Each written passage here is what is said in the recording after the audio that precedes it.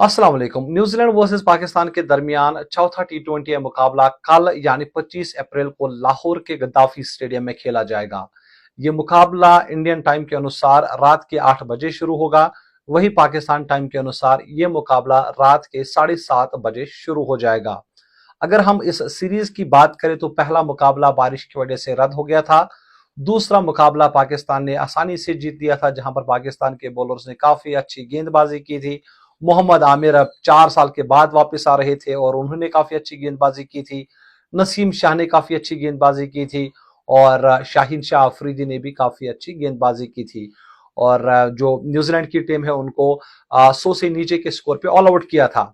और फिर तीसरे मुकाबले में एक बार फिर से अगर आप देखेंगे, पाकिस्तान ने पहले बल्लेबाजी की थी, 178 रन शायद उन्होंने बनाए और मार्क चैपमैन ने वो शानदार इनिंग्स खेली और तीसरा मुकाबला न्यूजीलैंड जीतने में कामयाब हो गई। अब ये 2 मुकाबले हैं, यानी जो भी ये 2 मुकाबले जीतेगा उसने सीरीज जीत ली। तो ये दोनों मुकाबले बड़े इंपॉर्टेंट है और न्यूजीलैंड भी चाहेगी कि भाई पाकिस्तान को हराकर ये सीरीज जीती जाए और वही पाकिस्तान भी चाहेगी कि भाई कमबैक करे, क्योंकि न्यूजीलैंड की वो टीम इस बार पाकिस्तान नहीं आई है। यहाँ पर बड़े बड़े नाम मिस गया, जैसे मैं बार बार कहता हूं, ना ही ट्रेंट बोल्ट है, ना ही विलियमसन है, रचिन रविंद्र, डेरल मिशेल और भी जो बड़े नाम है। क्योंकि जो इस वक्त न्यूजीलैंड की टीम पाकिस्तान आई है, हम ये कहेंगे कि सी टीम है, लेकिन एक क्रिकेट है और कभी भी आपको हाल की टीम हरा सकती है।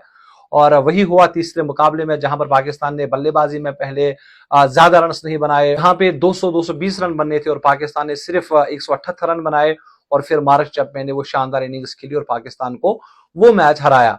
अब क्या प्लेइंग 11 रह सकती है पाकिस्तान की? सबसे पहले अगर आप देखेंगे तो अजहर महमूद जो इस वक्त पाकिस्तान टीम के हेड कोच है, उन्होंने पहले ही कहा था कि भाई बाबर आजम को भी रेस्ट दिया जाएगा, शाहीन शाह अफरीदी को भी रेस्ट दिया जाएगा और बाकी खिलाड़ियों को भी रेस्ट दिया जाएगा, ताकि जो रोटेशन पॉलिसी है और हम वर्ल्ड कप के लिए टीम तैयार कर रहे हैं।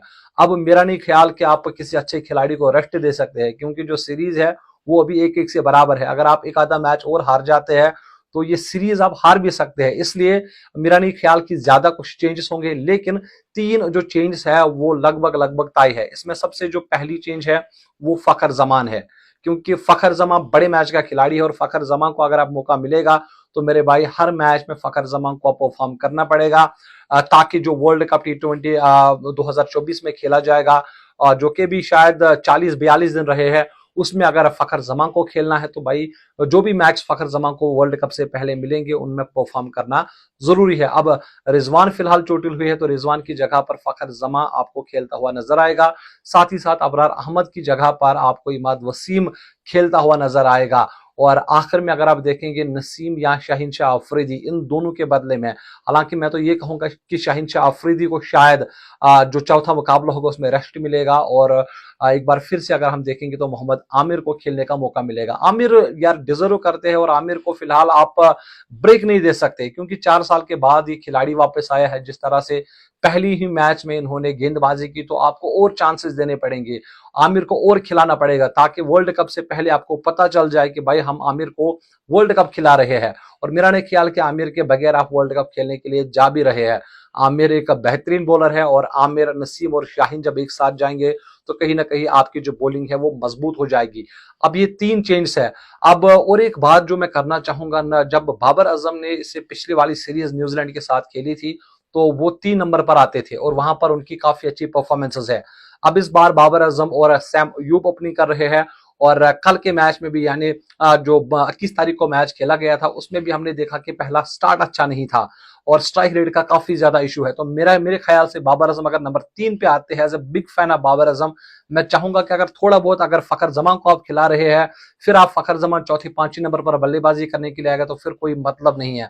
फखर जमा अगर ओपनिंग करने के लिए आते हैं तो फिर आपको पता है कि पावर प्ले का इस्तेमाल करना फखर जमा से ज्यादा और कोई नहीं जानता है पाकिस्तान टीम में। इसलिए अगर फखर जमान और सैम अयूब ओपन करेंगे, उसके बाद बाबर आएंगे, फिर उस्मान खान आएंगे, उसके बाद फिर आपके पास इरफान नियाजी है, शाहदाब खान, इमाद वसीम, नसीम, आमिर और फिर आपके पास शाहीन शाह अफरीदी। देखने वाली बात है कि क्या प्लेइंग 11 रहेगी, लेकिन ये जो 3 खिलाड़ी है, एक फखर जमा, उसके साथ साथ इमाद वसीम और मोहम्मद आमिर, ये 3 खिलाड़ी वापसी कर रहे हैं। फिलहाल ये जो मैच है, जैसे मैंने कहा कि रात के 8 बजे शुरू हो जाएगा और वही भाई पाकिस्तान को ये मैच जीतना ही पड़ेगा। अगर पाकिस्तान ये मुकाबला हार जाती है तो कहीं ना कहीं फिर पाकिस्तान ये सीरीज जीत नहीं पाएगी। फिर 2-2 से या तो ड्रा हो सकती है या फिर न्यूजीलैंड ये सीरीज जीत सकता है। इसलिए कल का मैच बड़ा इंपॉर्टेंट है और पाकिस्तान को जान लगानी पड़ेगी कि ये मुकाबला भाई हाथ से नहीं जाना चाहिए। और बाबर आजम को अच्छा खेलना पड़ेगा स्ट्राइक रेट के साथ। और बाकी जितने भी बल्लेबाज है, सैम अयूब को रिस्पांसिबिलिटी लेनी पड़ेगी। ऐसा ना हो कि आप 10-15 रन बनाए, 10-12 गेंदें खेले, तो ऐसा नहीं होना चाहिए। और T20 में अगर आप 0 पर आउट हो जाते तो मेरे ख्याल से ज्यादा कुछ उसमें फर्क नहीं पड़ने वाला है। और अगर आप T20 क्रिकेट में 10-15 गेंदें खेल लेते तो आप डेफिनेटली 25 से 30 रन आपको बनाने पड़ेंगे, तब जाके टीम को फायदा होगा। आप 0 पे आउट हो जाए, 0 पे आउट हो जाइए, कोई मतलब नहीं है। लेकिन अगर आप 20 गेंदें खेलेंगे फिर आप वही 25 या 30 रन बनाएंगे तो उससे काफी ज्यादा फर्क पड़ता है। आप देखिए पिछले मुकाबले में बाबर आजम ने ज्यादा गेंदें खेली, मोहम्मद रिजवान ने ज्यादा गेंदें खेली।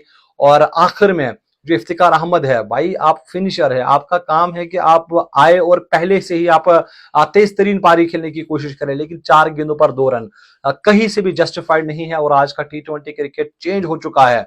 जहां पर भी आप जाएंगे तो भाई 20 ओवर में तकरीबन आपको 200-210 रन बनाने पड़ेंगे। चाहे आप कराची में खेले, आप रावलपिंडी में खेले, आप लाहौर में खेले या आप इंडिया में खेले, तो आपको रन बनाने पड़ेंगे। और बॉलर्स को आप ज्यादा फिर वो नहीं कह सकते कि भाई हम बॉलिंग की वजह से हारे हैं। भाई जब आप हर मैच में 170-150 रन बनाएंगे तो बाकी जितने भी अगर आप देखेंगे टीम है, उनका तरीका अब चेंज हो गया है क्रिकेट खेलने का, बैटिंग करने का। और हर कोई बल्लेबाज चाहता है कि 170-180 के स्ट्राइक रेट से मैं रन बनाऊं। तो वही आपको टेक्निक चेंज करनी पड़ेगी। आपके बल्लेबाजों के अंदर वो जज्बा होना चाहिए, पावर हिटिंग, क्लीन हिटिंग होनी चाहिए। तब जाके आप T20 में आगे बढ़ सकते हैं, तब जाके आप कंपीट कर सकते हैं जो बाकी टीम से वर्ल्ड कप में। फिलहाल आप मुझे इजाजत दीजिए, आप अपना बहुत सारा ख्याल रखिए। अल्लाह हाफिज।